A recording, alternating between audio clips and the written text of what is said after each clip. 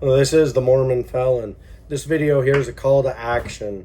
I know everybody out there wants to hear from Reed Brimhall. Reed has been silent through this whole thing, and he is the alleged majority owner of Bricks Minifigs, as well as the chief financial officer of BAM Franchising. And I know everybody out there wants to hear from Reed. So let's post comments in this video of how we want to hear from Reed. Let's blow it up so that we can try to get Reed to make a statement on this, because we want to hear what he has to say about why this whole thing happened.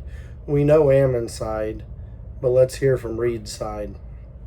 So part of the reason Reed Brimhall needs to speak up and talk about this is because the previous manager of the Boise, Idaho store, which is one of the stores that Reed Brimhall owns, her name is Tavea Marconi. She has talked about some shady stuff going on up there.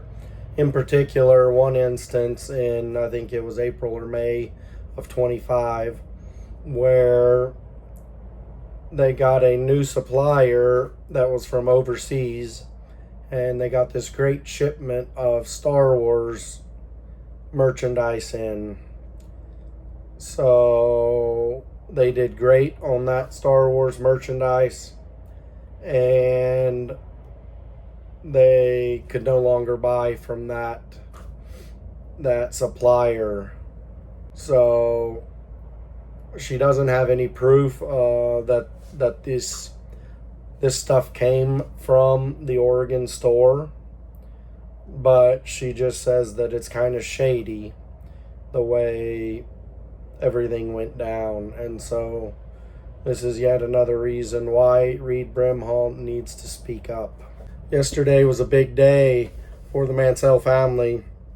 We saw the press release from Bricks and Minifigs that's supposedly between them and the Mansell family, and that the Mansell family has been made whole in this, and that they're dropping charges. But as part of that, BAM retained any of the Mansell family's rights to go after Crystal Law. So I foresee bigger things in this lawsuit coming up with Crystal Law. Plus, they still haven't done anything with Reckless Ben yet, and there were lots of wrongdoings to Reckless Ben. So there is a lot going on still in this series that needs to be resolved in order for Bricks and Minifigs to come out ahead in this PR nightmare, because right now it's still a PR nightmare for them. Everything that their CEO said towards Reckless Ben, and then said to the police, that are all, untrue. Something needs to happen. The franchises want corporate to let go of Ben and Ammon and hire a new CEO and whatnot, but I don't foresee that being the right answer. I think the Bricks and Minifigs name is forever tarnished at this point.